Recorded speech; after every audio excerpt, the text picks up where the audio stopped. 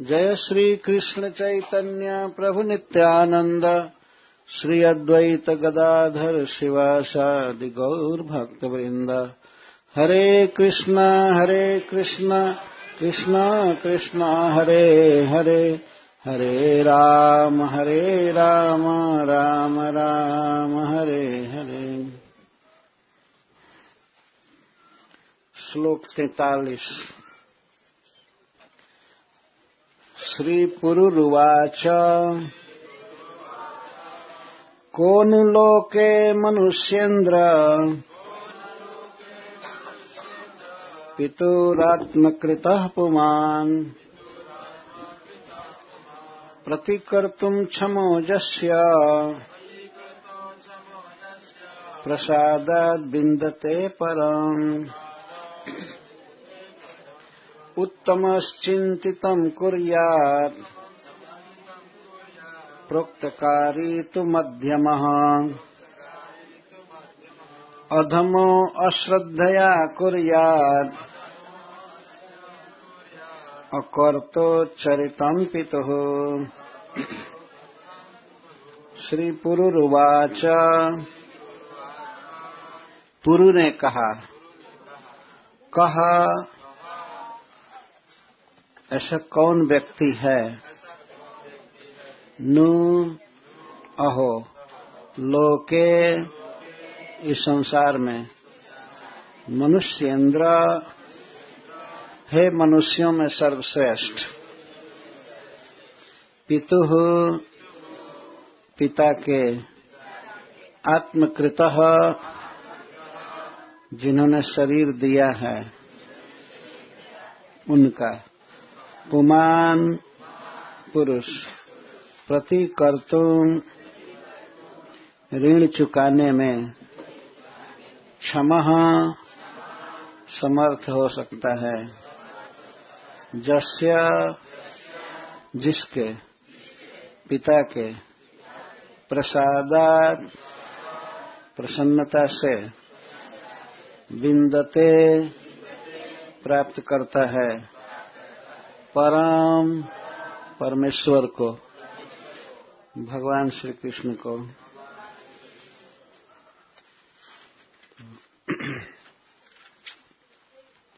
यहाँ पर कथा चल रही है एक राजर्षि की, और इसके पहले यहाँ पर भगवान की लीला गाई गई। मुझे बहुत अच्छा लगा, बहुत खुशी हो रही थी कि अपनी संस्कृति को इतने विघटन के बाद भी जहां तहां सूरीनाम कहां कहां रह करके भी अभी बचाए हैं लोग। बहुत खुशी की बात। वास्तव में अपनी लोक भाषा में ही भारत का हृदय प्रकट होता है। ये विदेशी भाषाओं में कोई गीत ऐसा नहीं है भगवान के बारे में। जब प्रभुपाद जी प्रचार किए विदेश में तो उन्होंने गीत बंगला में ही रखा और संस्कृत में, हिंदी में। कोई गीत नहीं है, कोई कल्चर नहीं है इधर कि भगवान राम से कोई प्रेम करे, कृष्ण से करे, या भगवान शंकर के बारे में गावे। लेकिन हम लोगों की ऐसी संस्कृति है, भगवान और देवताओं के प्रति श्रद्धा है। श्रद्धा का बीज बहुत गहरा डाला गया है, जड़ें बहुत गहरी। तो अपनी भाषा में गीत चल रहा था। भगवान श्री कृष्ण के जन्म का गीत हुआ, गोवर्धन धारण करने का, कालिय दमन का, और अंत में होली लीला भी होने लगी। और अयोध्या में भी होली मची, ब्रज में होली मची। बहुत अच्छा लगा। और एक बात को कई बार गा रहे थे, इससे और आनंद आ रहा था।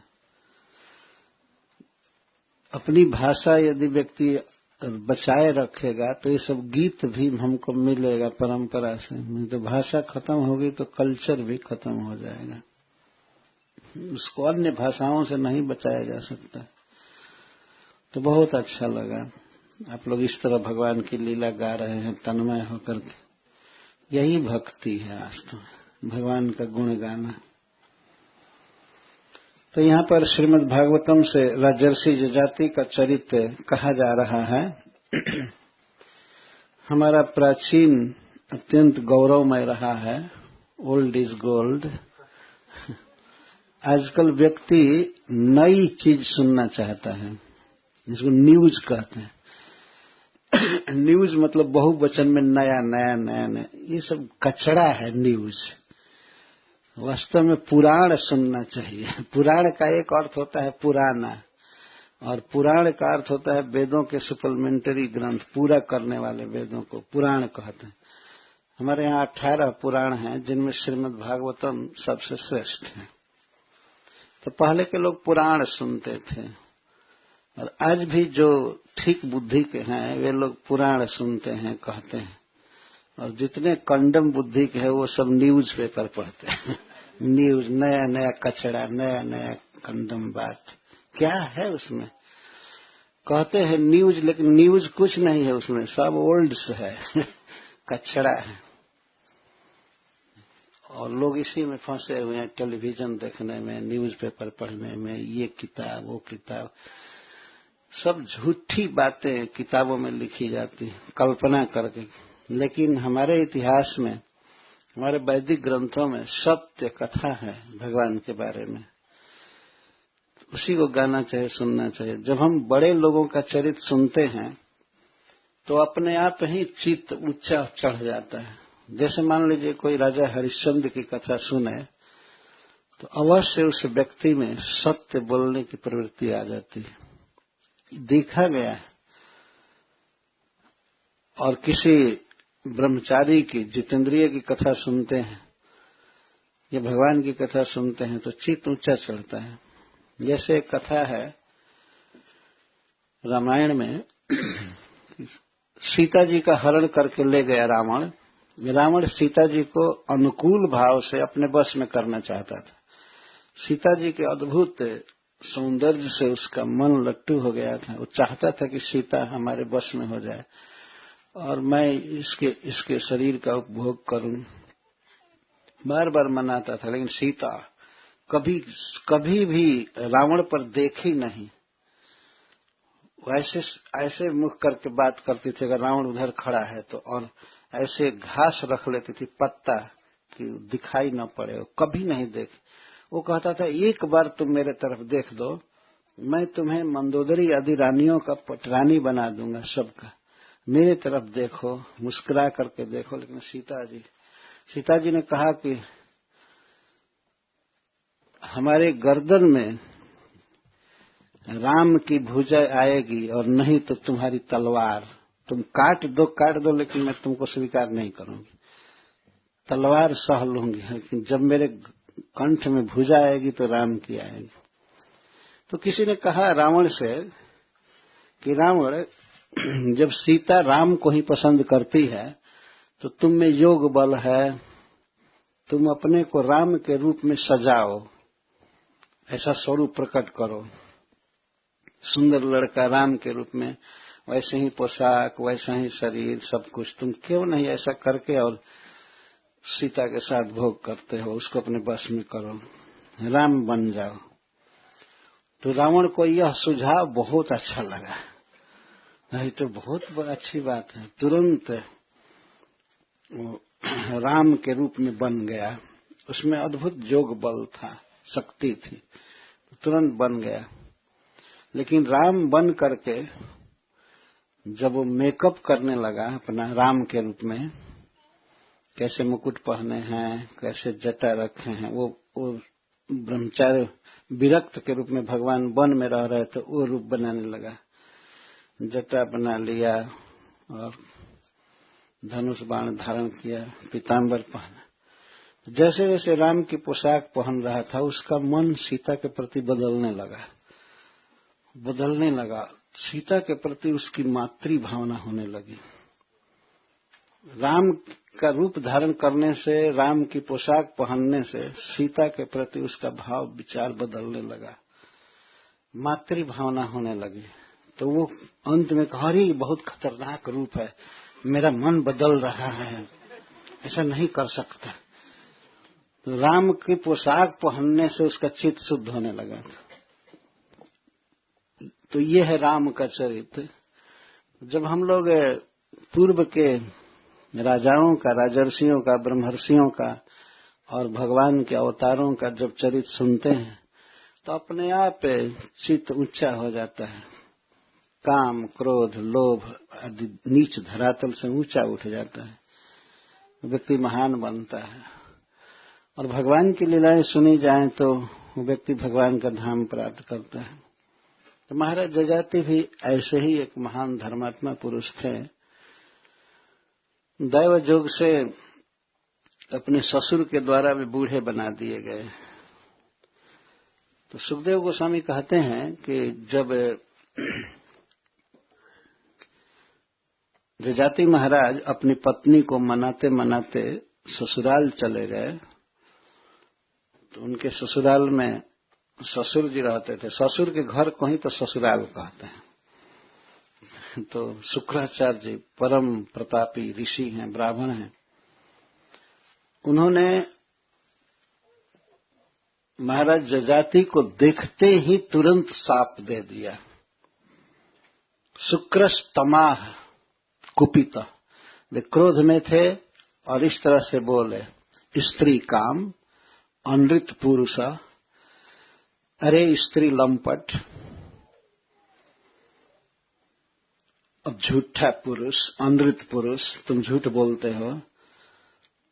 तुमने हमारे सामने प्रतिज्ञा किया था, हमने कहा था कि किसी भी स्थिति में शर्मिष्ठा के शरीर का स्पर्श तुम्हें नहीं करना है, लेकिन तुम उसे पुत्र तक उत्पन्न कर दिए। छी छी, नीच, अनृत पुरुष, असत्यवादी, असत्य आचरण करने वाला, स्त्री लंपट, तुम एक स्त्री से संतुष्ट नहीं रह सकते हो। जरा त्वाम विषता मंद, अरे मंद, अरे बेवकूफ, तुमको तुरंत जरावस्था ग्रस्त कर ले, बुढ़ापा तुमको हो जाए। विरूप करणी निर्णाम, जो निर्णाम मनुष्यों को कुरूप कर देती है, विरूप कर देती है, वह बुढ़ापा तुम्हें तुरंत ग्रस्त कर ले। बुढ़ापा की विशेषता शुक्राचार्य जी बता रहे हैं, विरूप करणी निर्णाम, मनुष्यों को विरूप कर देती है बुढ़ापा। झुर्रियां पड़ जाती है, आंख से देखना बंद हो जाता है, कान से सुनाई पड़ना बंद हो जाता है, व्यक्ति ठीक से खड़ा नहीं रह सकता है। कभी कभी कोई आदमी अपने घर के किसी वृद्ध व्यक्ति का वर्णन करता है तो कहता है, वो तो अपने से बाथरूम चल जालन। मतलब ये वर्णन करता है कि अगर बाथरूम में बुढ़ापा में बूढ़ा व्यक्ति अपने से चला जाए तो बहुत भारी पुरुषार्थ कर रहा है। वो तो स्वयं ही बाथरूम में चले जाते हैं। इसका मतलब कि बुढ़ापा में बाथरूम में भी आदमी नहीं जा पाएगा, खाट पर, पलंग पर पड़े पड़े शौच करता रहता है। ये दशा हो जाती है बुढ़ापा में। तो वह बुढ़ापा तुमको ग्रस्त कर ले, शुक्राचार्य ने कहा। उस समय महाराज जजाति अपने ससुर से हाथ जोड़कर प्रार्थना करने लगे। वे बूढ़े हो गए और बूढ़ा होकर के कहते हैं, अतृप्त अस्मि कामानाम ब्रह्मन् दुहितरिष्मते, हे ब्राह्मण, हे ब्राह्मण, मैं आपकी पुत्री के प्रति अभी काम वासना से तृप्त नहीं हूं। अतृप्त अस्मि, अभी मैं अतृप्त हूं। मुझे विषय भोग की बहुत लालसा है। और किसके साथ लालसा है? कामोपभोग की। ते दुहितरी स्मृति, आपकी दुहिता के साथ, आपकी पुत्री से मैं अभी संतुष्ट नहीं हूं, तृप्त नहीं हूं। और आपने हमें बूढ़ा बना दिया। बुढ़ापा में काम विकार नष्ट हो ही जाता है, व्यक्ति भोग नहीं कर सकता। तो आपने हमको बूढ़ा बना दिया।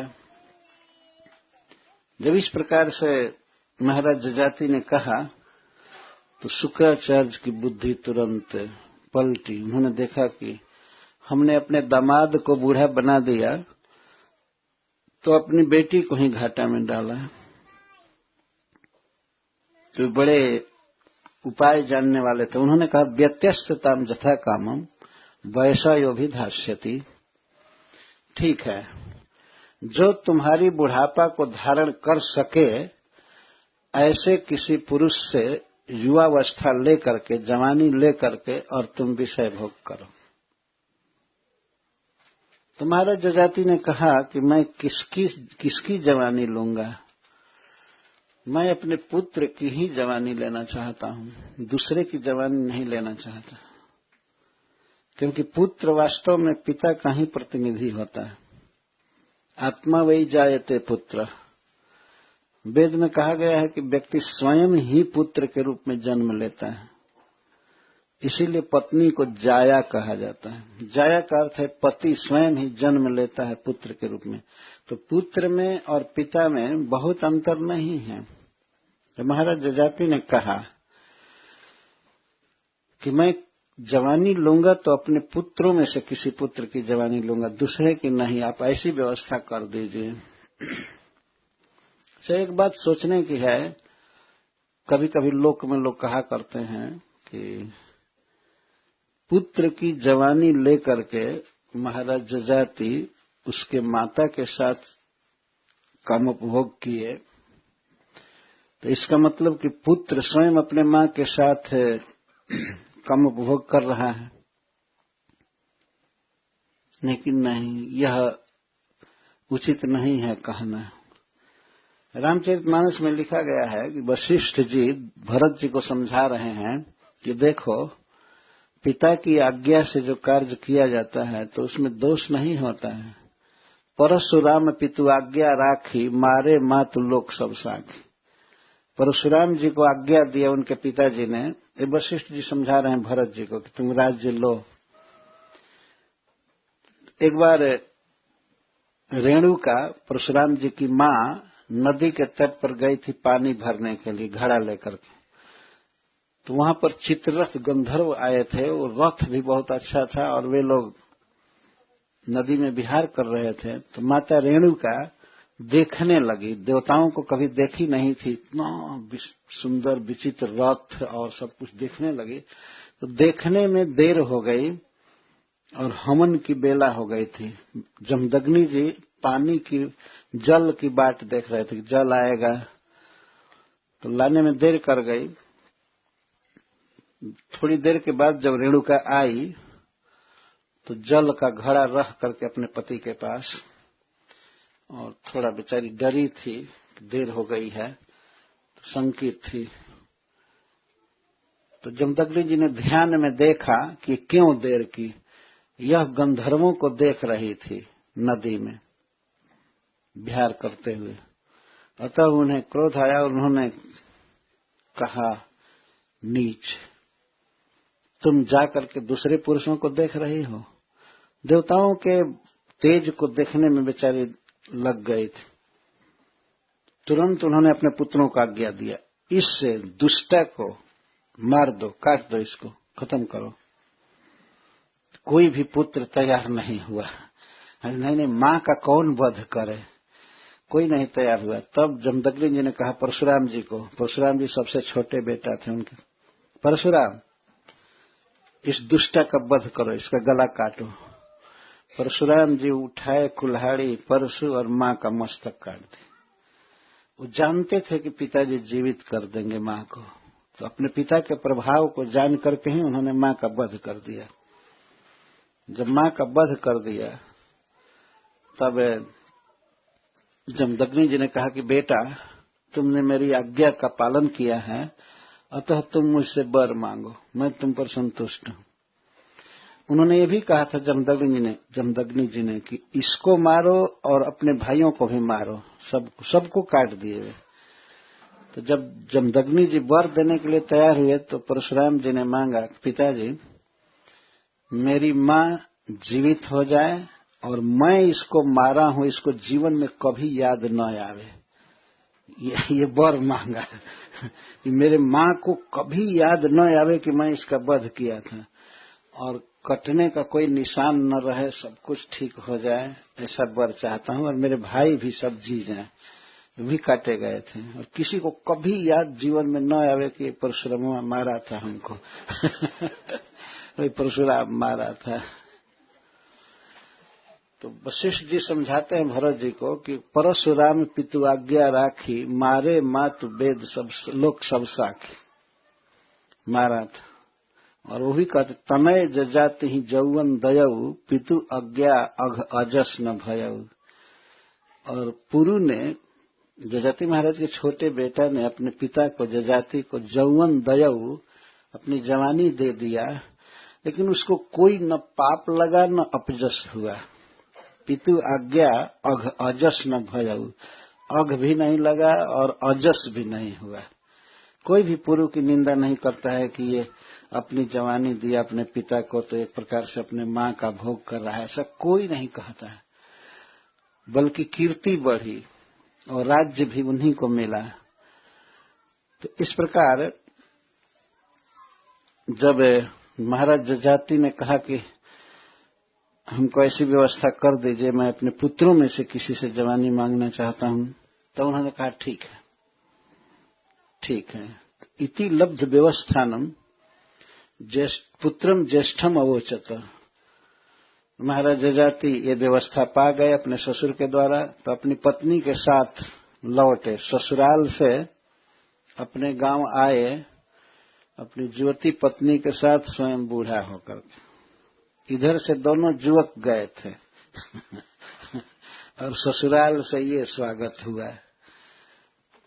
बिल्कुल 90 वर्ष के बूढ़ा होकर के, उस साल का 90 वर्ष कई 100 वर्ष माना जाता था। तो लौटे ससुराल से, तो सबसे पहले वे अपने जेठ पुत्र जदु से कहे, जदो तात प्रतीक्षेमाम जराम देहि निजम वयः। बेटा जदु, तुम मेरे ज्येष्ठ पुत्र हो। जजाति महाराज के 5 पुत्र हुए थे, 2 देवयानी से और 3 शर्मिष्ठा से। उनके नाम थे जदु, तुर्वसु, द्रुहु, अनु और पुरु। जदु, तुर्वसु, द्रुहु, अनु और पुरु, ये 5 पुत्र। किसी भी व्यक्ति को अपने जेठ पुत्र पर अधिक भरोसा रहता है, क्योंकि वास्तव में जेठ बेटा अपने माता पिता के पूर्ण स्नेह और प्रेम से उत्पन्न होता है, क्योंकि प्रारंभिक पुत्र होता है। तो उसी के पर सारा सा भरोसा रहता है कि यह हमारा सहारा होगा, हमें जिलाएगा, खिलाएगा। इसलिए जजाति महाराज भी सबसे पहले जेठ पुत्र से निहोरा किए, विनय कि जदो, नाम रख रहे, हे जदु, तात बेटा, प्रतीक्ष इमाम जराम, ये मेरी बुढ़ापा ले लो और निजम देहि निजम वय, और अपनी जवानी दे दो बेटा। मैं तुम पर बहुत भरोसा रखे करता। मैं विषय भोग से तृप्त नहीं हूं। कुछ वर्षों तक तुम्हारी जवानी से मैं संसार का सुख भोगना चाहता हूं, तो बेटा तुम अपनी जवानी दे दो। गिड़गिड़ा रहे थे बूढ़ा होकर के जजाति महाराज। पिता वास्तव में पुत्र का जन्मदाता है, उसी की कृपा से वो शरीर मिला हुआ है। पिता जो भी खाता है उसका खून बनता है, खून से वीर्य बनता है, और वीर्य से ही पुत्र के शरीर का निर्माण होता है। वास्तव में इस शरीर पर पूरा अधिकार पिता का होता है, क्योंकि पिता का ही वो प्रतिनिधि है, उसी से जन्मा हुआ। तो महाराज जजाति कहे कि बेटा तुम मुझे अपनी जवानी दे दो और कुछ समय के लिए मेरी बुढ़ापा ले लो। बेटा मैं संसार के सुख को भोगना चाहता हूं, अभी मैं तृप्त नहीं हूं। इस बात को सुनकर जदु ने कहा, मैं तीनों पुत्रों के बीच में 4 पुत्रों का उद्गार एक में कह देता हूं। तो जदु ने कहा, नहीं, यह बुढ़ापा देह को शिथिल कर देती है, इंद्रियों की शक्ति नष्ट हो जाती है। यहां तक कि प्राण की शक्ति भी समाप्त हो जाती है, सांस लेने में भी दिक्कत होती है, देह भी विरूप हो जाता है और बुद्धि भी नष्ट हो जाती है बुढ़ापे में। जदू महाराज कहते बुद्धि भी बूढ़े लोगों की खत्म हो जाती है, स्मृति शक्ति रहती नहीं है, कुछ याद नहीं रहता है। अतः मैं बुढ़ापा नहीं ले सकता। उन्होंने सीधा जवाब दे दिया। तब जजाति महाराज अपने दूसरे पुत्र के पास गए, तुर्वसु के पास। वह भी देवयानी का बेटा था। उससे जब उन्होंने कहा तो उसने कहा, बुढ़ापा से शरीर इतना कमजोर हो जाता है पिताजी कि आदमी रथ पर भी नहीं चढ़ सकता, हाथी पर नहीं चढ़ सकता, घोड़े पर भी नहीं चढ़ सकता। मैं ऐसी बेकार बुढ़ापा अवस्था लेकर क्या करूंगा? नहीं, आप किसी दूसरे पुत्र को दे दीजिए, हम नहीं लेंगे। तब द्रुहु के पास गए, तीसरे पुत्र के पास। बेटा तुम हमारी बुढ़ापा ले लो, माता मह कृताम वत्स न तृप्तो विशेष हम। और जदू ने पहले पूछा कि ये कहां से बूढ़े होकर आप आ गए, ये कौन दिया? अकस्मात कोई 16 वर्ष 20 वर्ष का लड़का एकाएक बूढ़ा हो जाए तो चिंता की बात है ना। तो कहां से बूढ़े हो गए, कौन बूढ़ा बना दिए? तब जजाति महाराज कहते हैं माता मह कृताम। माता मह का अर्थ होता है माता के पिताजी, और पिता मह का अर्थ होता है पिता के पिताजी। मतलब पितामह का अर्थ है दादा और मातामह का अर्थ है नाना। बेटा तुम्हारे नाना का दिया हुआ ये है, उन्होंने हमको बूढ़ा बना दिया क्रोध में, इसलिए इस बुढ़ापा को ले लो बेटा। तो द्रुहि ने भी जवाब दे दिया, कहा कि नहीं नहीं, बुढ़ापा में भोजन तक करना कठिन हो जाता है, और बूढ़ा आदमी यदि जबरदस्ती कुछ खा ले तो अनेक रोग पैदा होते हैं। ये कहा, मैं ऐसी फजियत नहीं सहना चाहता, मैं नहीं लूंगा। तब अनु के पास गए और वही विनय किए, जैसे जदू से किए थे, तुर्वसु से, द्रुहि से। तो अनु से कहे कि बेटा मेरी बुढ़ापा कुछ वर्षों के लिए तुम ले लो, मैं संसार का सुख भोगना चाहता हूं। तो उसने भी जवाब दे दिया, नहीं नहीं, शरीर बिल्कुल कमजोर हो जाता है बुढ़ापे में, संसार में कोई सुख नहीं रह जाता है, ठीक से खा नहीं सकते, ठीक से देख नहीं सकते, सुन नहीं सकते, चल नहीं सकते, तो मैं यह दुख नहीं सहूंगा, आप रखिए बुढ़ापा अपने पास।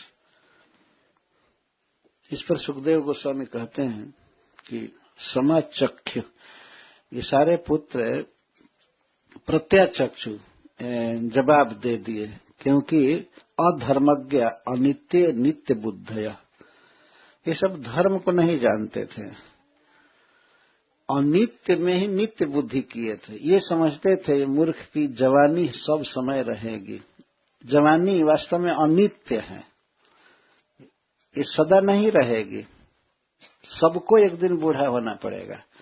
ये नहीं समझना चाहिए कि जो लोग बूढ़े हैं वो लोग बूढ़े ही जन्म दिए गए थे, ऐसी बात नहीं है, बूढ़ा हुए हैं धीरे धीरे।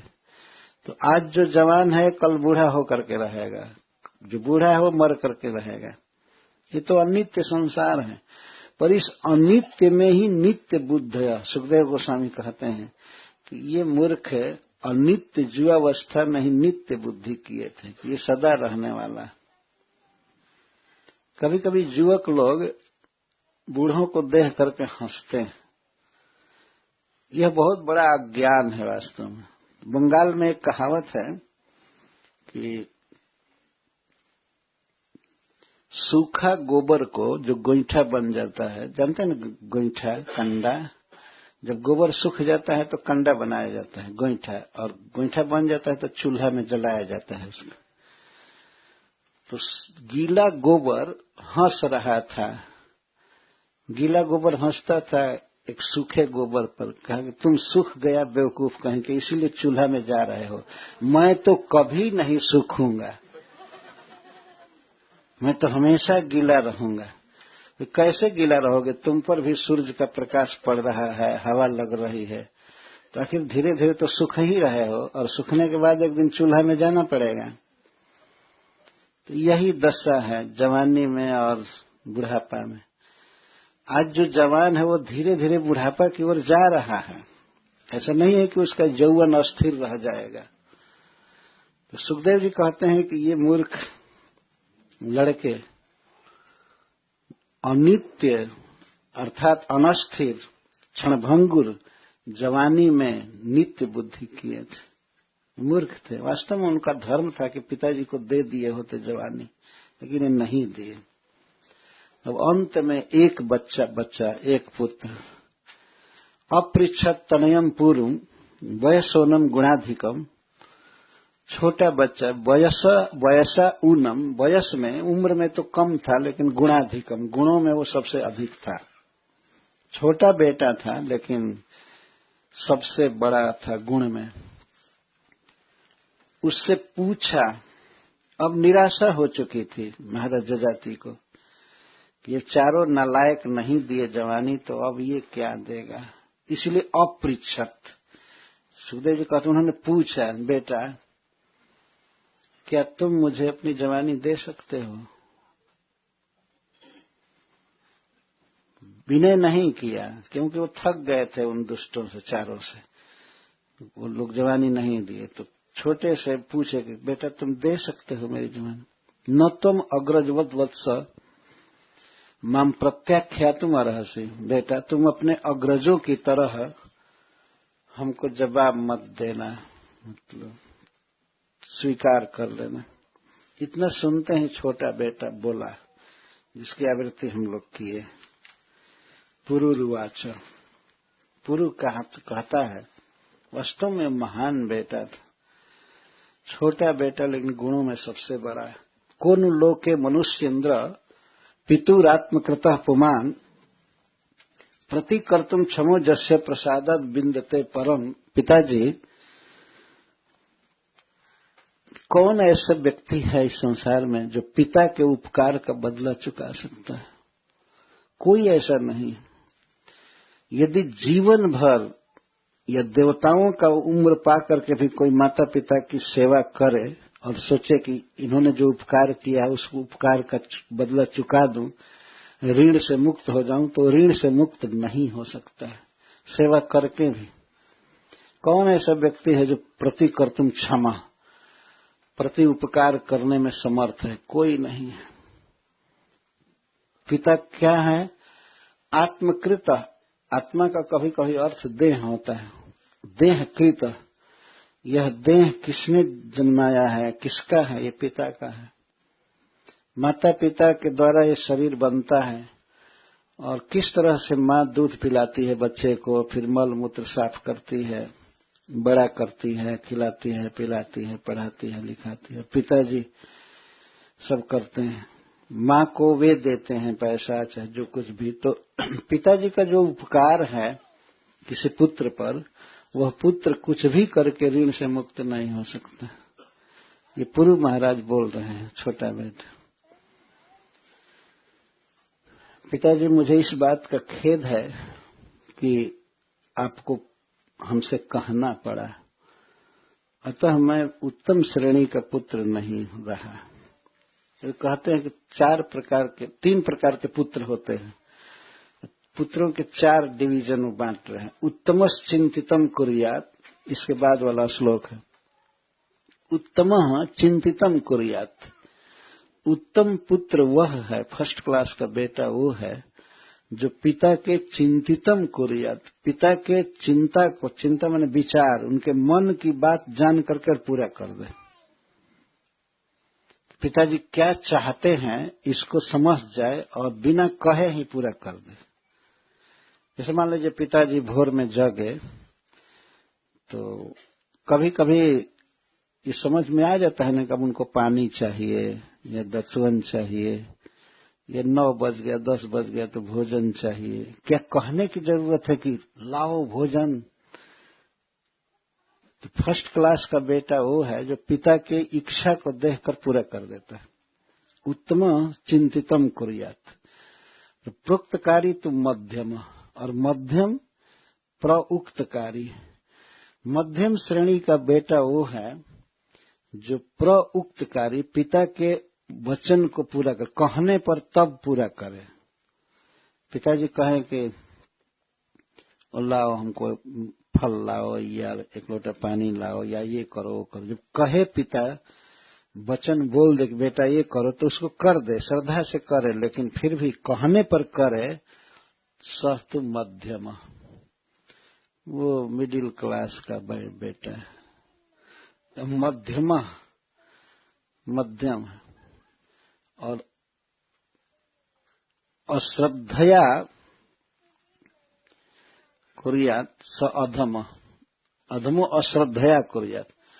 और थर्ड क्लास का बेटा माने अधम वो है जो कहने पर करे लेकिन प्रेम से न करे, आज्ञा का पालन भार मान करके। एक बार हमने एक लड़के को कहते हुए सुना, अब तो का करी, बाप हवन कह दिलन तो करही के पड़ी। अब ये कौन कहना हुआ? ये सोच वो करना नहीं चाहता है, लेकिन अब बेइज्जती के डर से चाहे जैसे तैसे वो पूरा कर देता है, श्रद्धा से नहीं। यहां तक मैंने सुना कि लड़का कह रहा था कि ये बाप हैं, इनको ऐसे कहना ही नहीं चाहिए, इनको ऐसे नहीं बोलना चाहिए, अब तो क्या करें, बाप हैं इसीलिए इनकी आज्ञा का पालन कर देते। तो इस प्रकार से आज्ञा पालन करने वाला व्यक्ति जो बिना श्रद्धा के करे, उसको थर्ड क्लास का बेटा माना गया। अधम, उत्तम, मध्यम और अधम।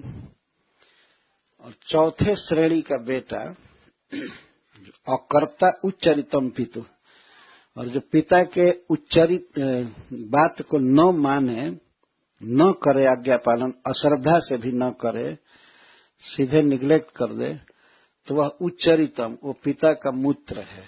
उच्चरित माने मूत्र। जिस शरीर से पुत्र की उत्पत्ति होती है उसी से मूत्र की उत्पत्ति होती है। तो जो बेटा पिताजी की आज्ञा नहीं मानता है वह यही माना जाएगा कि वो पिता का मूत्र है, वास्तव में पुत्र नहीं है। संस्कृत में पूत का अर्थ होता है दुख, और त्र का अर्थ होता है त्राता। जो दुख से मुक्त करे, नरक से उबारे, उसको पुत्र कहा गया। पुत्र से, दुख से जो त्राण करता है वो है पुत्र। तो इस प्रकार पुरु महाराज अर्थात जजाति के छोटे बेटा इस प्रकार से पुत्रों का विभाग करके और अपने लिए अफसोस कर रहे हैं कि पिताजी मुझे बहुत खेद है कि मैं फर्स्ट क्लास का पुत्र नहीं बन पाया, आपको कहना पड़ा जवानी के लिए। उत्तम मैं तब होता जबकि आपके पास आ करके और बिना आपके मांगे ही मैं दे दिया होता जवानी। मैं मध्यम श्रेणी का हो गया, ये दुख की बात।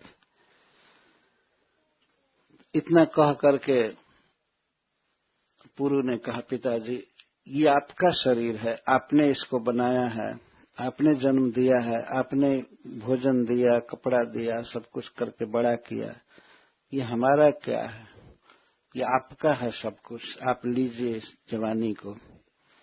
इतना कहते ही वो बच्चा जो किशोर अवस्था का था वो वृद्ध हो गया, और शुक्र और जजाति महाराज बिल्कुल युवक हो गए। सारा समाज देख रहा था वहां पर। देखिए ब्राह्मणों की शक्ति, शुक्राचार्य जी की व्यवस्था थी। तो राजा हो गए युवक और पूर्व वृद्ध हो गए। श्रीमद् भागवतम में एक प्रकरण में बुढ़ापा को काल कन्या कहा गया है। काल की बेटी है, अपने आप ही जन्म ले लेती है, और कोई भी इसके साथ विवाह नहीं किया आज तक। बुढ़ापा के साथ कोई विवाह नहीं किया, लेकिन ये जबरदस्ती पुरुषों के शरीर को भोगती रहती है सबको। अपने आप बुढ़ापा आ जाती है। नारद जी कथा कह रहे हैं प्राचीन बरही से, कहते हैं कि एक ही व्यक्ति बुढ़ापा से विवाह किया, मतलब बुढ़ापा को पसंद किया। वो था जजाति महाराज का छोटा बेटा। अपने आप कोई भी बुढ़ापा स्वीकार नहीं करता है, क्योंकि बुढ़ापा का चिन्ह जब आने लगता है तो आदमी इग्नोर करना चाहता है, नहीं अभी मैं बूढ़ा नहीं हूं। तो कभी कभी देखा जाता है अगर एकाध बाल सफेद हो रहा है तो उसको उखाड़ करके दूर करता है, लेकिन नहीं अभी। और जब ज्यादा बाल सफेद हो जाते हैं तो कोई मसाला से काला कर लेता है। आदमी बचना चाहता है, लेकिन इस तरह से इग्नोर करने से वो थोड़े जवान रह जाएगा। कितना भी मसाला लगावे, कुछ भी करे, अब तो शरीर गया। तो एक ही व्यक्ति बुढ़ापा को पसंद किया आज तक पूरे इतिहास में। नारद जी कहते हैं इस प्रकार पुरु ने स्वीकार कर लिया अपने पिता की बुढ़ापा को और अपनी जवानी दे दिया। सोपी तद वैसा कामान जथावन जुजसे नृप। हे महाराज परीक्षित, महाराज जजाति भी अपने पुत्र की जवानी से खूब संसार के भोग भोगे। भोग का मतलब है देखना, सुनना, चखना और गंध लेना और शरीर से स्पर्श करना। 5 प्रकार के भोग हैं संसार में। अभी तो राजा थे, सप्तद्वीपवती पृथ्वी के राजा थे, तो बहुत सुख भोगे। यहाँ पर एक बात कह देना आवश्यक है। पूर्व महाराज कहते हैं कि जद प्रसादात बिंदते परम, इस श्लोक में आया है ऊपर वाले में, कि पिताजी यदि प्रसन्न हो जाएं और वे पूरा प्रसन्न हो जाएं और आशीर्वाद दे दें तो उस व्यक्ति को, पुत्र को भगवान कृष्ण मिल जाते हैं। बिंदते परम, श्रीधर स्वामी जी टीका में लिखते हैं परम का अर्थ है परमेश्वरम, भगवान। जब प्रसादत बिंदते परम, ये पिता प्रसन्न होकर के कह दे पुत्र को कि तुम्हें भगवान मिलेंगे तो उसको भगवान मिल जाते हैं। इतना पिता का आशीर्वाद फलता है। इसमें यह पूछने की जरूरत नहीं कि वो डिवोटी है नहीं है, उसके आशीर्वाद से कैसे ऐसा हो सकता है। हो सकता है। जब प्रसादत बिंदते परम, जिनकी कृपा से, प्रसाद से व्यक्ति परमेश्वर को पा जाता है। इस तरह श्रीमद् भागवत में दिखाया जा रहा है कि पिता के प्रति इस प्रकार की भक्ति रखनी चाहिए। माता पिता जो उपकार किए हैं किसी व्यक्ति का, वो कौन कर सकता है, आगे कौन करेगा। जब बच्चे का जन्म होता है तो माँ किस तरह से पालन करती है, उसी के देह के भीतर भगवान 2 दूध की थैली दे देते हैं, स्तन में दूध भर देते हैं और उसी दूध को पी करके सब बड़े हुए। और मल मूत्र साफ करना, ऐसा भी हमने देखा है कि जब माता जी बच्चे को लेकर के सोई है और बच्चा यदि पेशाब कर देता है, जाड़े का दिन है, ठंडा हो जाता है बेड, लेकिन बच्चे को सूखे पर सुलाती है और स्वयं उस गीले वस्त्र पर वो सो जाती है। यदि गरीब माता पिता हैं, दवाई करने के लिए बच्चे के लिए पैसा नहीं है, तो अपने घर का सामान वे बंधक रख देते हैं या कर्जा लेते हैं बच्चे की सेवा के लिए। और प्रत्येक माँ चाहती है, पिता चाहते हैं कि हमारा बेटा विकास करे, अच्छा हो, धनी बने, विद्वान बने, यशस्वी बने, और सारी शक्ति लगा देते हैं उसके विकास के लिए। तो पूर्व महाराज ठीक कह रहे हैं, कौन ऐसा है जो पिता के ऋण से मुक्त हो सकता है। हमारे वैदिक ग्रंथों में अनेक पितृभक्त लोगों का वर्णन है, जैसे भगवान श्री राम। भगवान श्री राम अपने भाइयों में जेठ भाई थे, उसके बाद थे भरत, लक्ष्मण और शत्रुघ्न। राज्य के अधिकारी थे वे, अयोध्या के पूरा युवराज पद पर थे, राज्य देना था। गुरु वशिष्ठ जी से महाराज दशरथ ने जाकर पूछा कि राम राजा बनने लायक हो गए हैं, अगर आपका आशीर्वाद हो तो हम उनको कल राज तिलक देंगे। नहीं, राज तिलक देना चाहते हैं।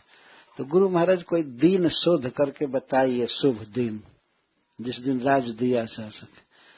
तो गुरु जी ने कह दिया कि जिस दिन राम को राज्य दिया जाएगा वही सबसे शुद्ध दिन होगा, आप देर मत कीजिए।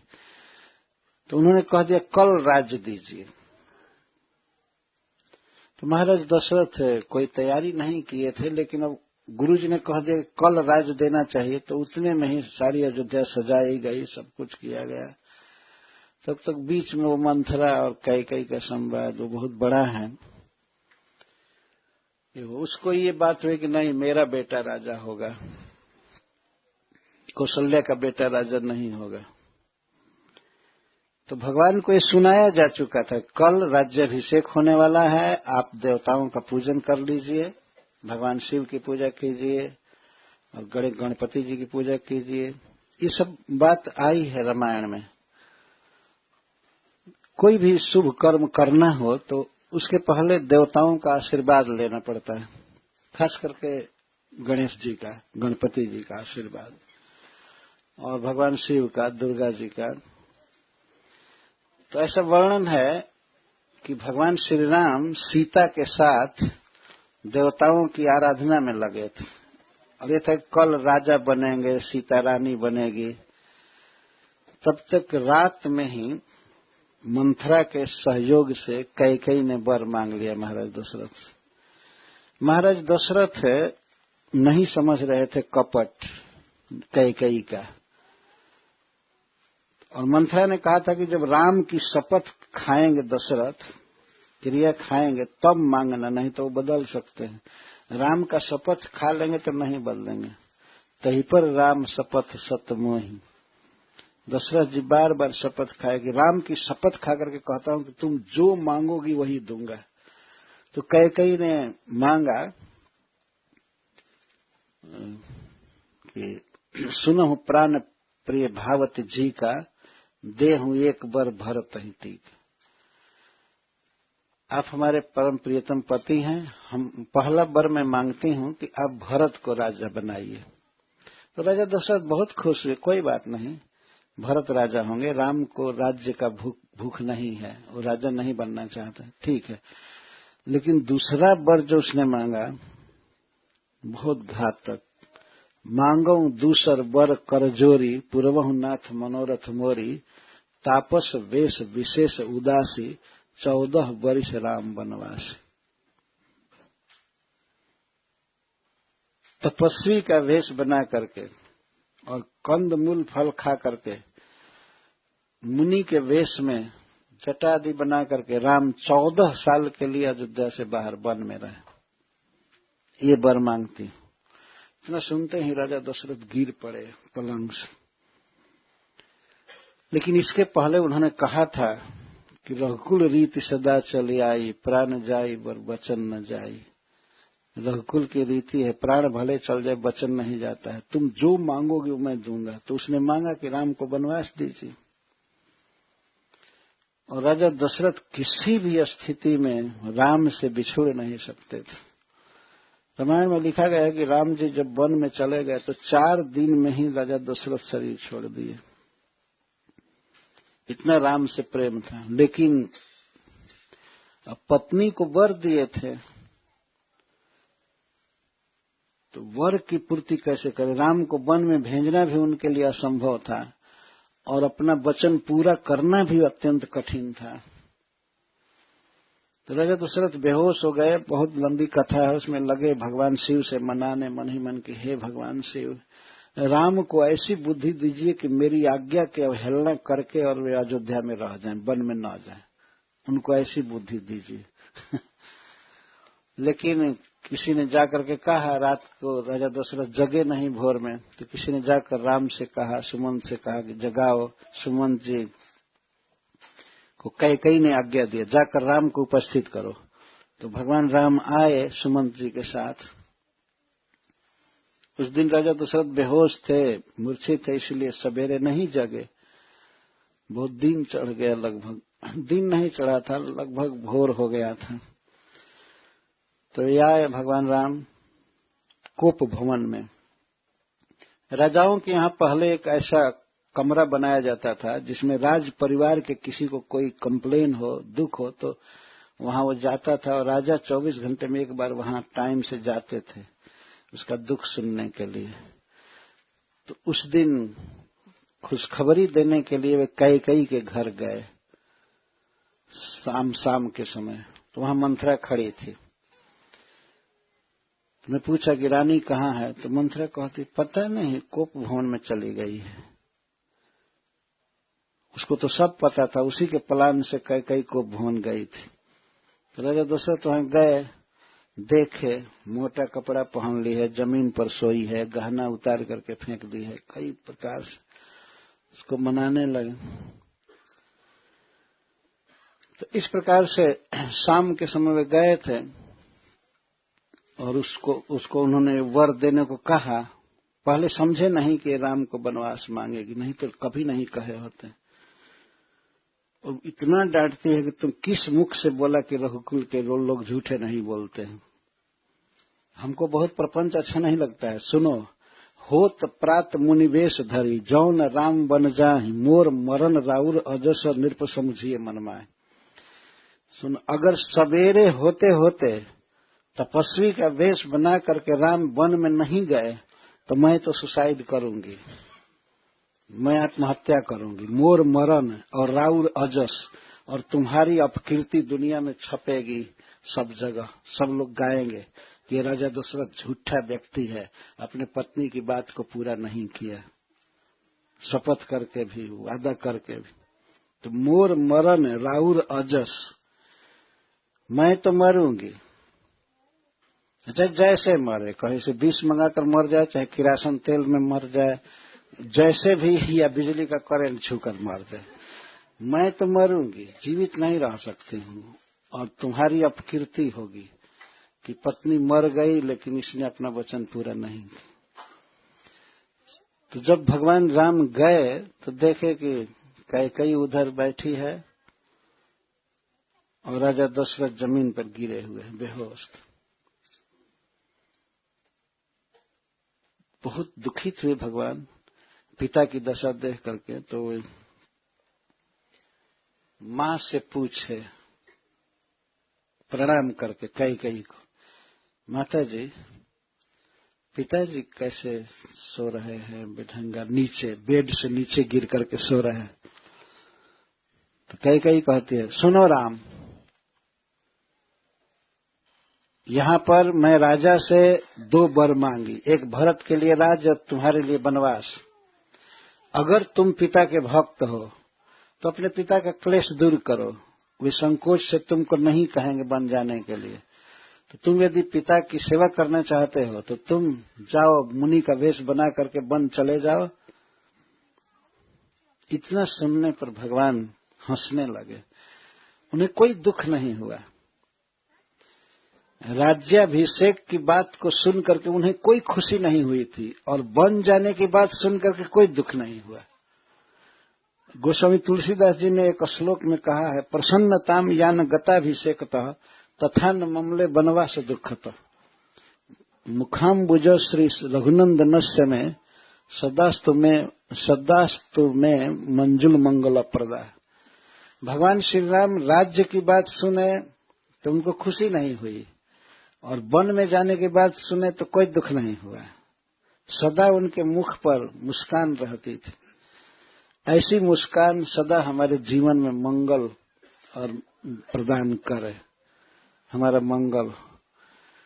तो वे हंसने लगे और कहे कि मां, ये तो मेरा बहुत बड़ा सौभाग्य है।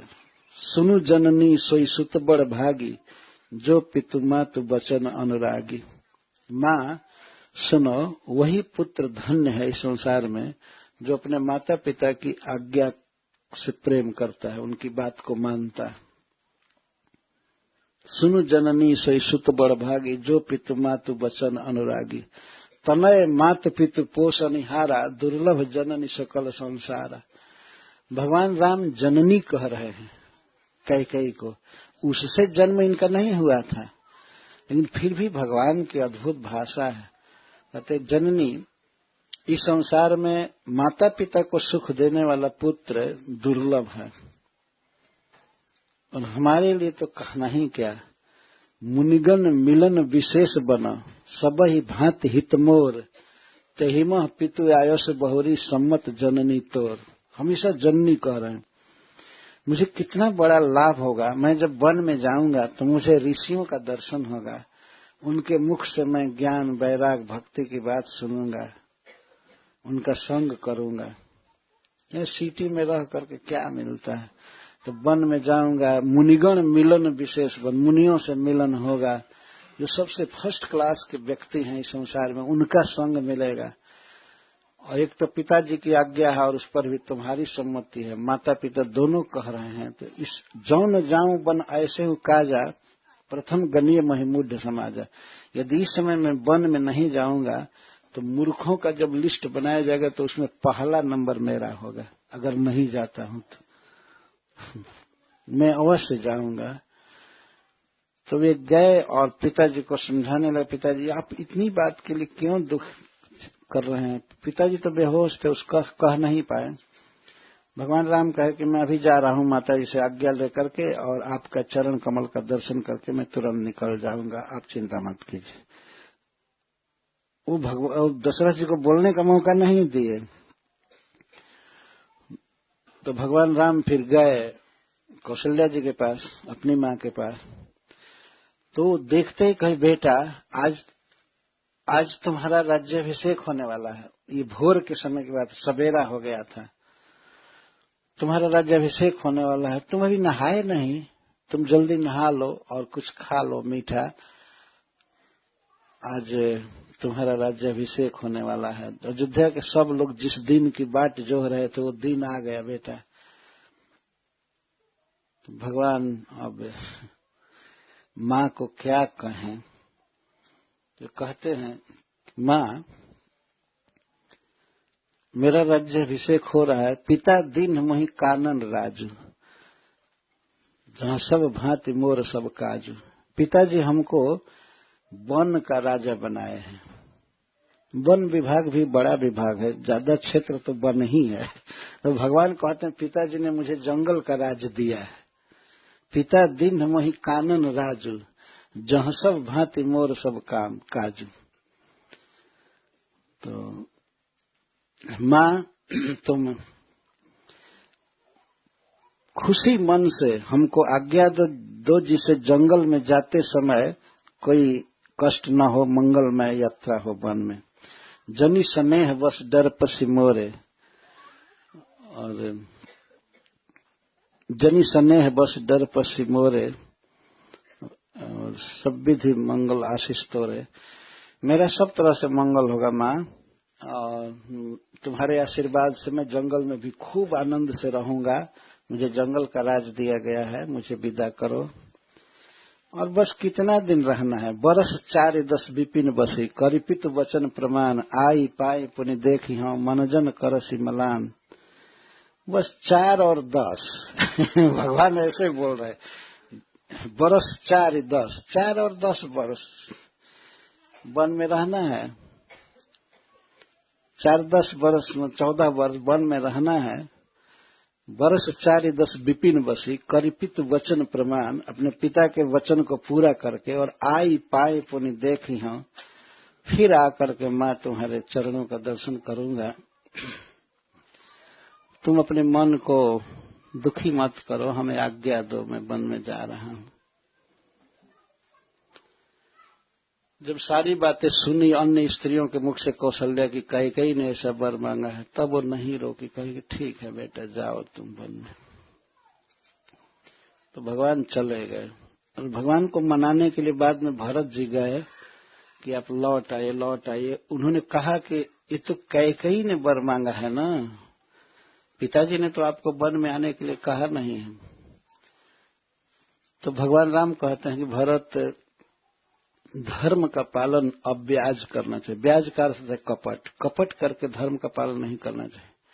ठीक है, माता कैकेयी ने वर मांगा, लेकिन उसे पूरा करने का वचन तो पिताजी ने दिया था ना। तो पिताजी का ये धर्म है कि वो मुझे वन में भेजें, क्योंकि उन्होंने कहा था कैकेयी से, मां से, यदि मैं नहीं वन में जाता हूं तो मैं अपने पिता को अधोगति में डालूंगा। उनका यश भी बिगड़ेगा और इसके साथ ही साथ उनकी दुर्गति भी होगी, परलोक में नरक में गिरना पड़ेगा। तो मैं अपने पिता के धर्म को बचाने के लिए, उनकी सत्यवादिता को जगत में ख्यापित करने के लिए मैं निश्चित जाऊंगा वन में, और मुझे वन में कोई कष्ट नहीं है। वहां पर भगवान राम एक बात बोलते हैं कि भरत, कोई भी व्यक्ति पुत्र इसीलिए उत्पन्न करता है कि एक दिन बेटा काम आएगा संकट के समय में, और पिता से कोई भूल चूक हो गई है तो पुत्र उसको सुधार देता है, पिता के लिए श्राद्ध करता है, शुभ कर्म करता है, देवताओं की पूजा करता है। तो पिता दुर्गति में भी पड़ा होता है तो वहां से वो स्वर्ग जाता है, चाहे अच्छा जन्म मिलता है। ये सब शास्त्र में लिखा गया है। यहाँ पर पुत्र अगर पिता का श्राद्ध करता है और श्राद्ध में वह जल देता है पिता को, तो जल ही परलोक में मधु बनकर मिलता है, अनेक फर्नीचर बनकर, कपड़ा बनकर, भोजन की सामग्री बनकर के मिलता है। देखने में लगता है कि केवल जल है, लेकिन जल कई गुना भोग की सामग्री बनकर के मिलता है। जैसे ही संसार में कोई व्यक्ति यदि आपको एक हेवी चेक दे तो कोई कहे तो कागज लेकर क्या करोगे, तो रुपया है नहीं लेकिन उस चेक को लेकर के जाएगा कहीं तो उसे बहुत चीज मिल सकता है अगर बड़ा चेक है। तो अपने पूर्वज को जो शरीर छोड़ चुका है, विशेष करके माता पिता और भी, तो उनको यदि जल दिया जाता है श्रद्धा से तो वो जल उनको दूध बनकर, दही बनकर के और अनेक प्रकार के घर, भवन, फर्नीचर आदि बन करके मिलता है। ये शास्त्र कहता है। इसीलिए हमारे हिंदू समाज में श्राद्ध करने की परंपरा है। अगर किसी कारण से व्यक्ति से श्राद्ध नहीं हो पाता है किसी खास तीर्थ में, तो घर पर भी करता है, और नहीं तो वो भागवत पढ़े, भगवान का नाम ले, पूजन करे देवताओं का। यह भी एक श्राद्ध ही है, वैसे पिता का उद्धार हो जाता है। तो भगवान राम स्वयं कहते हैं, मैं पढ़ा हूं वाल्मीकि रामायण में, भगवान कहते हैं भरत जी से कि देखो भरत, पिता बहुत आशा रख करके पुत्र उत्पन्न करता है कि पिता के काम आएगा वो। तो पिता ये सोचता है कि बेटा गया जी जाएगा और श्राद्ध करेगा। ये भगवान का वचन है कि पुत्र गया जी जाएगा, हमारा श्राद्ध करेगा, तो मैं दुर्गति में पड़ा हूं, दुर्गति से पार हो जाऊंगा, मैं स्वर्ग जाऊंगा। तो इस प्रकार किसी भी हालत में मैं अपने पिता के वचन को पूरा करूंगा। मैं जानता हूं कि हमारे स्नेह के कारण, हमारे प्रेम में हमारे पिताजी सक्षम नहीं है वचन पूरा करने में। वो तो दे दिए हैं वचन लेकिन पूरा नहीं करेंगे। तो मेरा धर्म है अपने पिता के धर्म को पूरा करना। मैं अपने पिता के वचन को पूरा करूंगा निश्चित। इस प्रकार भगवान राम अपने पिता के वचन से वनवासी तपस्वी का वेश धारण किए। जो अयोध्या के राजभवन में सुंदर पलंग पर सोते थे, वे जमीन पर 14 बरस सोए, पत्थर पर सोए। स्लीपिंग बैग भी नहीं था उनके पास। पत्थर पर, जमीन पर कुश बिछा करके सोते थे। और खाते थे क्या? वन में मिलने वाला कंद मूल फल खाते थे। ऐसा नहीं कि मंगा लें अयोध्या से पैकिंग या यहां से वहां से। एक दिन मैं वृंदावन में एमबीटी में गया एक भक्त के साथ। एक खाने के लिए कोई दिया, तो ये क्या है? तो ये ऑस्ट्रेलिया की चटनी है।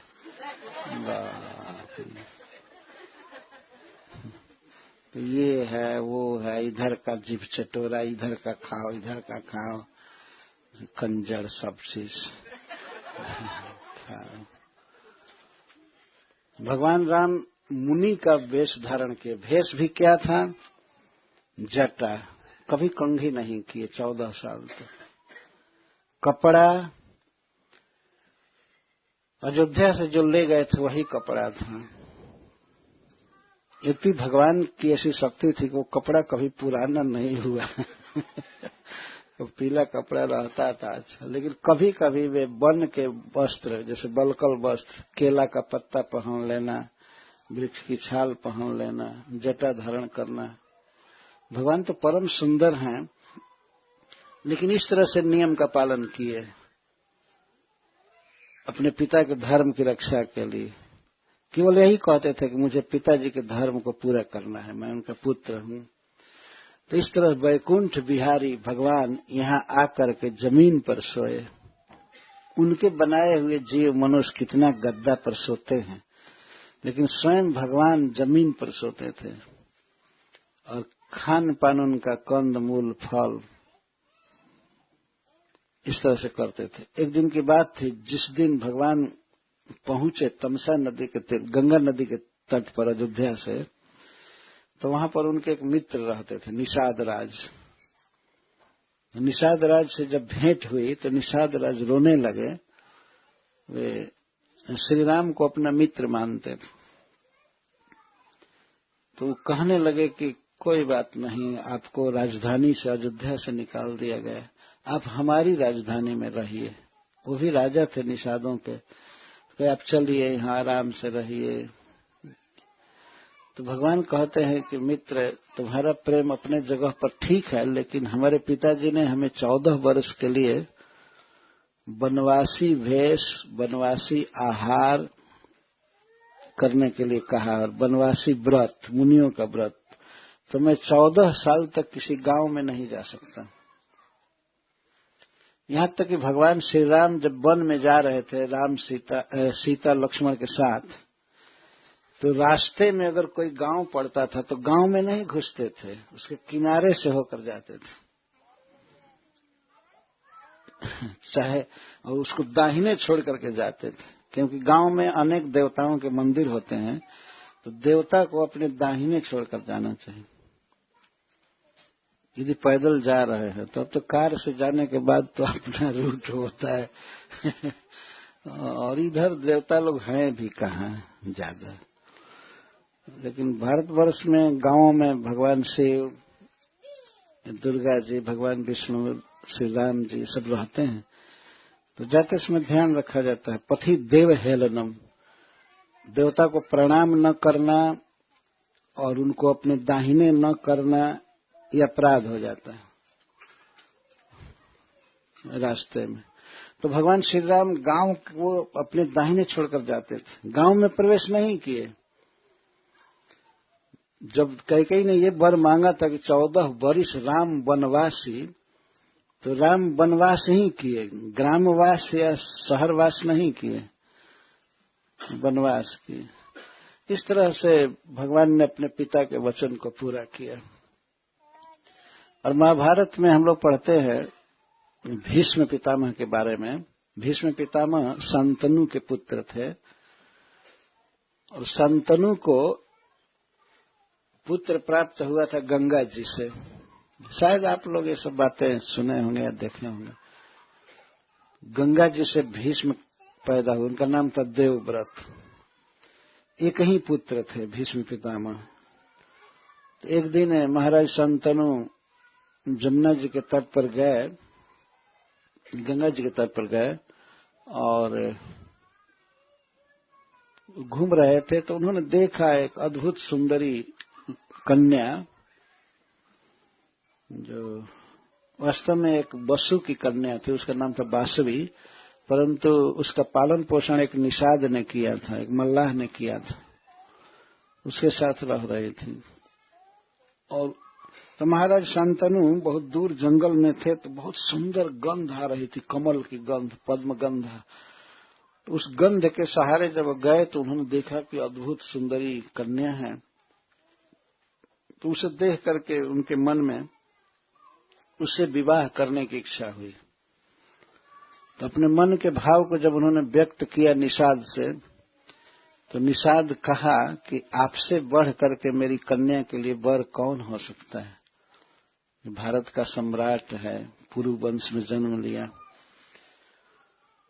आप जैसा धनुर्धर, आप जैसा पराक्रमी विद्वान कोई भी नहीं है, तो मैं निश्चित आपसे विवाह करूंगा, मेरी कन्या के योग्य वर आप ही हैं। परंतु मैं आपसे एक शर्त रख रहा हूं। तो उन्होंने कहा क्या शर्त? वो कहता निषाद पहले आप ये वचन दीजिए कि हम पूरा करेंगे शर्त को, तब मैं आपसे कहूंगा। तो महाराज शांतनु ने कहा कि पूरा न करना या करना ये बाद में हम विचार करेंगे, पहले शर्त तो बताओ। तो कहने आप कहिए पूरा करेंगे। तो शांतनु महाराज ने कहा कि नहीं, ऐसे नहीं कह सकता, पता नहीं पूरा करने योग्य है या नहीं है, फिर भी तुम कहो। तो उसने कहा कि आपको एक पुत्र है देवदत्त, देवव्रत, आपका वो जेठ पुत्र है, वह राज्य का अधिकारी होगा, लेकिन हमारा शर्त यह है कि हम आपसे तब विवाह कराएंगे अपनी कन्या का जब हमारी कन्या का बेटा आपके बाद राजा होगा। ये शर्त रख दिया। तो महाराज शांतनु वचन तो नहीं दिए, इस बात को स्वीकार नहीं किए, चले गए अपने राजधानी में। वहां वे बहुत उदास रहने लगे, खिन्न रहने लगे। दिन पर दिन उनका शरीर पीला पड़ गया, दुबले हो गए। एक दिन देवव्रत ने पूछवाया उनके सारथी से कि सारथी जी आप जरा पिताजी से पूछिए क्या उनको रोग है, क्या चिंता है, हमेशा एकांत में रहते हैं, शरीर निस्तेज हो गया है, कोई बात नहीं करते हैं, खाते भी ठीक से नहीं है, उनको क्या दुख है। तो जब सारथी जा करके उनसे बात किया तो वे नहीं बताए। अंत में स्वयं देवव्रत गए, बाद में उनका नाम भीष्म पितामह पड़ा। तो गए और अपने पिताजी को प्रणाम करके कहे कि पिताजी आपको क्या दुख है। देखिए पुत्र का धर्म है कि पिता को चिंता में देख करके वो पूछे कि क्या हम करें, आपको किस बात का दुख है। तो वे तो नहीं बोले, लेकिन दूसरे ने बताया कि ऐसी बात है कि वे बासवी से, सत्यवती से ये विवाह करना चाहते हैं, लेकिन उसके पोषक पिता जो एडॉप्ट कहते हैं ना, जिसने एडॉप्ट किया है कन्या को, वो तो वास्तव में अप्सरा की लड़की थी, लेकिन मछली के गर्भ से जन्म ली थी। पहले उसमें मछली की दुर्गंध आती थी, लेकिन पराशर जी ने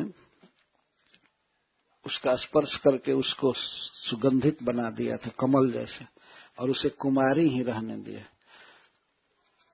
उससे जन्म हुआ वेदव्यास देव का पराशर जी के द्वारा, तो लेकिन फिर भी वो कुमारी रही। तो भीष्म पितामह को पता लगा कि पिताजी उससे विवाह करना चाहते हैं, तो वे आ करके कहे कि पिताजी आप विवाह कीजिए, आप क्यों नहीं विवाह करते, क्यों उदास रहते हैं, आप विवाह कीजिए। तो इनके पिताजी शांतनु महाराज ने कहा कि बेटा मैं इस चिंता में हूं कि तुम मेरे जेठ पुत्र हो, और वो निषाद ये शर्त कर रहे हैं कि सत्यवती का लड़का जब राजा होगा तब मैं कन्यादान करूंगा। इतने सुनते ही देवव्रत ने कहा पिताजी ठीक है, मैं राज्य नहीं लूंगा, मैं प्रतिज्ञा करता हूं मैं राज्य नहीं लूंगा, राज्य हमारे भाई को दिया जाए जो जन्म लेगा बाद में, मैंने सत्यवती से। तो फिर शांतनु महाराज ने कहा कि ठीक है तुम राज्य नहीं लोगे, लेकिन तुम्हारा पुत्र होगा वो राज्य लेगा। निषाद ने पहले से ही बात कर लिया था कि ये देवव्रत राजा नहीं होगा, लेकिन उसका पुत्र राजा हो सकता है। तब भीष्म पितामह जब इस बात को सुने तो उन्होंने कहा कि मैं आजीवन अखंड व्रत का पालन करूंगा, मैं विवाह नहीं करूंगा। एक राजकुमार होकर के भी और इस तरह से स्त्री सुख की उपेक्षा कर देना, मैं विवाह नहीं करूंगा, मैं राज्य नहीं लूंगा। जिस समय देवव्रत प्रतिज्ञा कर रहे थे उसी समय देवता, गंधर्व, अप्सराएं ये सब उन पर फूलों की वर्षा करने लगे आकाश से, और वो लोग कहे कि ओहो धन्य है, ऐसी प्रतिज्ञा कोई नहीं किया आज तक। एक राजा हो करके और राज्य का सुख नहीं लेना, स्त्री सुख नहीं भोगना। उसी समय महाराज शांतनु ने इनको हृदय से आशीर्वाद दिया कि बेटा, मैं तुम्हें वरदान देता हूं कि तुम्हारी जब तक इच्छा नहीं होगी तब तक काल तुमको नहीं मार सकता। इच्छा मृत्यु का वर दिया, इससे प्रसन्न होगा।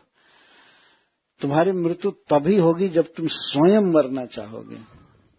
यदि तुम नहीं चाहोगे तो काल की शक्ति नहीं है कि वो तुमको मार सके। स्वच्छंद मृत्यु का, इच्छा मृत्यु का वर दिया। और यह भीषण प्रतिज्ञा करने के कारण ही आकाश से देवताओं ने कहा आकाशवाणी में कि इसी के कारण तुम्हारा नाम भीष्म होगा। नाम था देवव्रत, लेकिन ऐसी भीषण प्रतिज्ञा करने के कारण इनका नाम भीष्म पड़ा। ये भगवान श्री कृष्ण के परम भक्त थे। और कुरुक्षेत्र के युद्ध में, महाभारत जिसको कहते हैं, महाभारत युद्ध में ये 10 दिन तक कौरवों के सेनापति थे। 18 दिन के युद्ध में 10 दिन सेनापति थे। 5 दिन द्रोणाचार्य सेनापति थे और 2 दिन कर्ण थे और एक दिन अश्वत्थामा आदि। तो इस प्रकार भीष्म पितामह अपने पिता के सुख के लिए स्वयं विवाह नहीं किए, राज्य नहीं भोगे। आजकल के पुत्रों को सीखना चाहिए, राज्य छोड़ना तो दूर की बात है, थोड़ी थोड़ी सुविधा भी आदमी अपने पिता के लिए नहीं छोड़ पाता है, नहीं देता है। और बल्कि कुछ लोग तो पिताजी से ही केस लड़ने लगते हैं। ऐसे भी बेटा देखे जाते। तो भीष्म पितामह ऐसे हुए। भगवान श्री राम और पुरु महाराज, जो पुत्र अपने पिता के सुख के लिए अपनी जवानी दे दिया, इस बुढ़ापा के दुख को स्वीकार कर लिया। यह है हमारा भारतवर्ष और सनातन धर्म। लेकिन और लोगों के इतिहास में हम लोग क्या पढ़ते हैं कि भाई को काट करके दूसरा भाई गद्दी पर बैठ गया, पिता को जेल में बंद करके और स्वयं बादशाह बन गए। आपने सुना है औरंगजेब के इतिहास में, भाई को कत्ल करके पिता को जेल में बंद करके और अपने आप बादशाह। क्यों ऐसा होता है? इसका कारण क्या है कि अन्य संस्कृति में हिंदू धर्म के अलावा अन्य संस्कार दिए ही नहीं जाते हैं कि संसार को त्यागना चाहिए।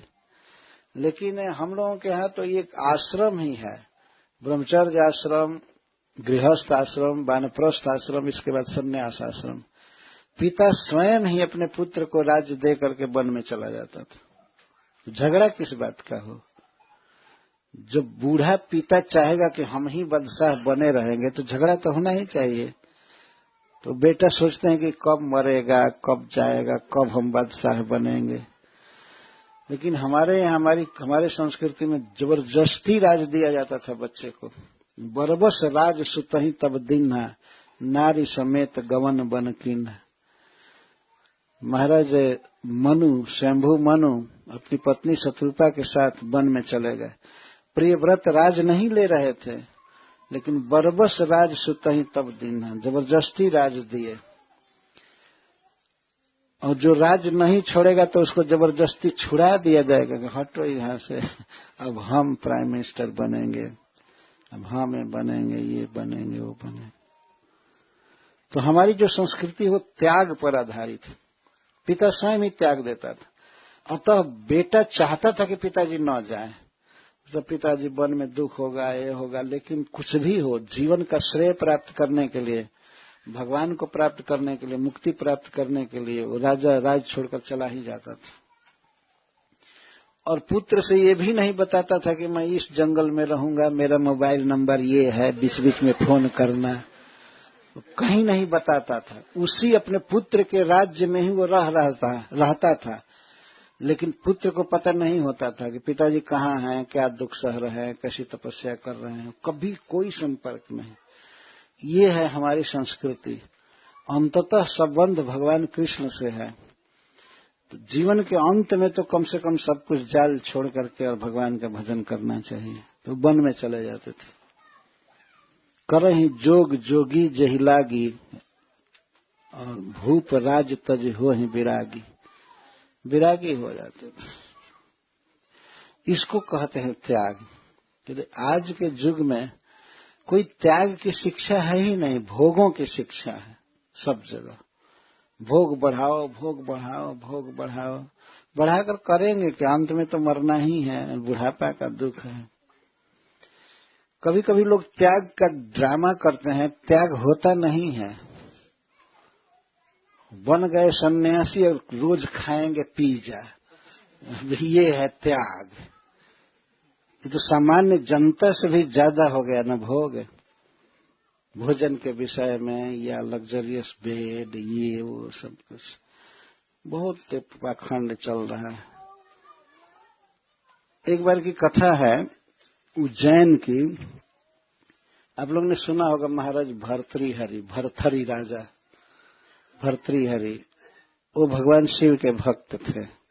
उनको वैराग्य हो गया। कैसे वैराग्य हुआ? अपनी पत्नी के कारण। उनकी एक पत्नी थी, बहुत सुंदरी थी, उसका नाम था पिंगला। पीक का अर्थ होता है कोयल और गला माने कंठ। उसका गला आवाज कोयल की आवाज जैसी थी, इसलिए उसको पिंगला कहा जाता था। पिंगला। पिंगला में वो बहुत आसक्त थे अपनी पत्नी में। एक बार एक योगी आए उनके राजा के यहाँ, सिद्ध योगी, और वे राजा को आशीर्वाद दिए और राजा को एक फल दिए खाने के लिए।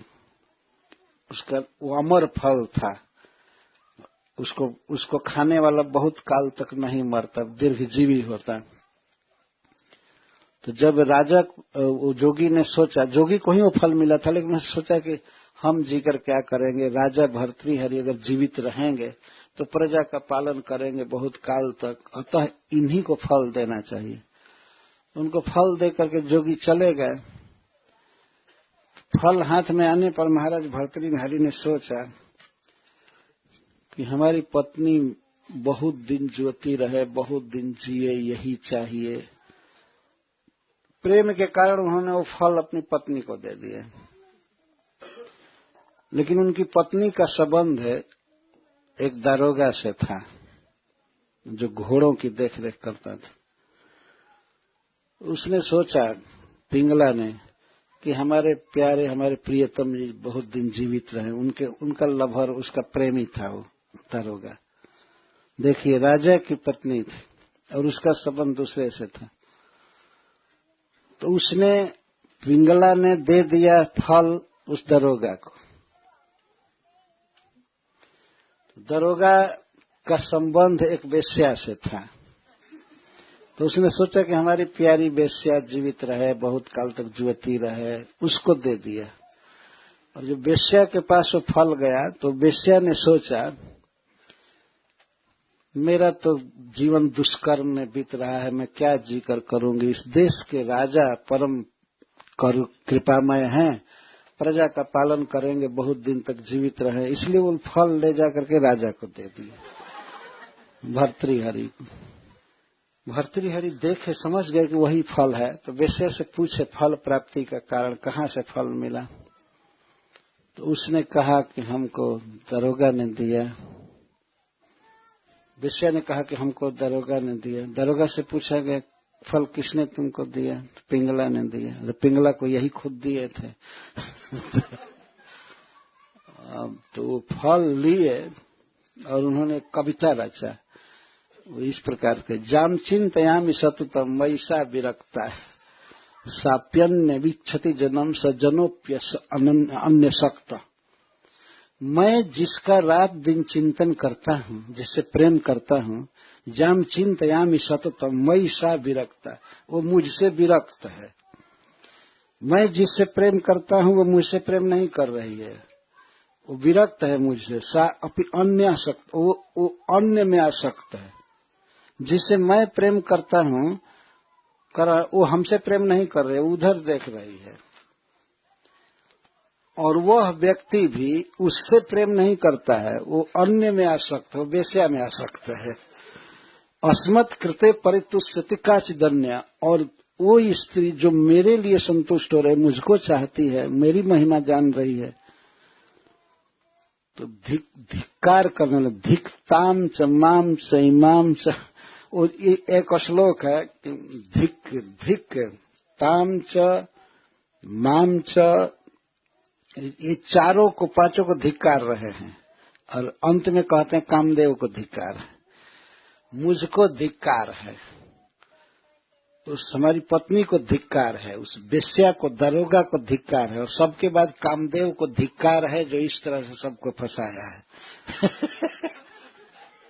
इतना कह करके और उठाए अपने भाई को राज दे दिए, विक्रमादित्य को पहले निकाल दिए थे। उसी स्त्री ने शिकायत किया था उनको, जब आक्षेप किए थे कि भैया भाभी की हाल चाल ठीक नहीं है, तो इसी पर इसने निकलवा दिया था उनको। तो महाराज भर्तृहरि अपने भाई को ढूंढवाए, बुलवाए और राजा बना करके और स्वयं विरक्त हो गए। तो विरक्त हो गए, वो मैं कथा सुना रहा हूं। तो उसी समय जब वे विरक्त हुए, साधु बन गए, तो गोपी चंद एक राजा थे, वो भी विरक्त हो गए, वैष्णव थे। तो महाराज भर्तृहरि गए, वे पहचानते नहीं थे गोपीचंद को, गोपीचंद उनको भी नहीं पहचानते थे, दोनों का भेष अब राजा का था नहीं। तो भर्तृहरि एक सरोवर के तट पर गए और एक पेड़ में, जो पेड़ की शाखा टूट गई थी, उसमें अपना झोला लटका दिए भर्तृहरि। ये सत्य घटना है। तो पीछे से जब नहा करके आ रहे थे, झोला लटकाए थे, तो गोपीचंद जी भी गए, तो वो भी अपना झोला उसी में लटका दिए, उसी खूंटी में। तो भर्तृहरि कहने लगे, ए हटाओ झोला, ये मेरा खूंटी है। कुछ लोग भक्त कहते हैं कि वो कील गाड़ दिए थे, कील नहीं गाड़े, वो खूंटी में लटका दिए थे। तो भर्तृहरि कहते हैं, इसमें कौन झोला टांगा, ये मेरा है। तो गोपीचंद कहे, इसमें क्या मेरा तेरा है, ये मैं भी लटका सकता हूं। वो दोनों झगड़ने लगे कि ये खूंटी मेरा है, इसमें मैं झोला लटकाऊंगा, तो झोला लटकाऊंगा। और दोनों राजा लड़ रहे थे, राज छोड़ दिए थे, और एक पेड़ की शाखा में झोला लटकाने के लिए झगड़ा कर रहे थे। तब तक एक माताजी, बूढ़ी माताजी उस रास्ते से आने लगी, आ रही थी। तो उन दोनों ने कहा कि माताजी देखिए, आप हमारा पंचायत कर दीजिए, फैसला कर दीजिए। हम कहते हैं कि हमारा खूंटी है, ये कहते हैं कि हमारा खूंटी है, वास्तव में मैं पहले लटकाया था। गोपीचंद जी कह रहे, तो इससे क्या, इनका थोड़े हो गया, मैं भी लटका सकता हूं, मेरा भी है। वो लोग झगड़ा कर रहे थे। तो माता जी बोली, सत्य घटना है। माता जी कहेगी, ओहो कितना नीच तुम लोग हो, छोटे से खूंटी के लिए झगड़ा कर रहे हो। अरे बाप रे बाप, महाराज भर्तृहरि कितने महान हैं, जिन्होंने राज्य त्याग दिया। और महाराज गोपीचंद भी कितने महान हैं, सुने हो तुम लोग, उन्होंने राज्य छोड़ दिया, और तुम लोग एक खूंटी के लिए लड़ रहे। वो नहीं जानती थी कि ये दोनों राजा है। तुम लोग इतने तुच्छ खूंटी के लिए लड़ रहे, वो लोग राज्य छोड़ दिए, भिखारी हो गए। अब ये दोनों मन ही मन माता जी को प्रणाम किया और झगड़ा बंद हो गया। और अब वो काहे को झगड़ा करने जाए, इस तरह से, इस तरह का त्याग था। तो भारत में जो राजा होते थे, सम्राट होते थे, उनमें ऐसा त्याग होता था, वन में चले जाते थे, भजन करते थे। इसलिए पुत्र भी प्रेम करते थे। नहीं, कोई मरते दम तक अगर राजगद्दी पर ही रहना चाहे, तब तो पुत्र भी हटाने की सोचेगा ही ना कि अब तो इस प्रकार पुत्रों ने अपने पिता से प्रेम किया है। यह हमारी संस्कृति है, वैदिक संस्कृति। कितना समृद्ध है, कितना सुख, कितना शांतिपूर्ण। पत्नी से संबंध है तो उसका निर्वाह करना, पिता से संबंध है, माता से संबंध है, भाई से संबंध, अयोध्या का राज्य भरत और राम के बीच फुटबॉल की तरह मारा जा रहा था, गेंदा की तरह। वो कहते थे नहीं आप जेठ हैं, भरत जी कहते थे आप जेठ है इसलिए आप राज आपका है, और भगवान कहते थे कि नहीं पिता ने तुमको दिया है इसलिए राज तुम्हारा है, हमारा नहीं। वो मना रहे थे आप राजा बनिए, आप राजा बनिए, ये बनिए। भगवान का नहीं नहीं तुम राजा, राज्य नहीं लिए। इस प्रकार का त्याग होता था। इसलिए परिवार में, समाज में सब जगह सुख शांति रहती थी और प्रेम बना रहता था। महाराज पुरु का यह नाम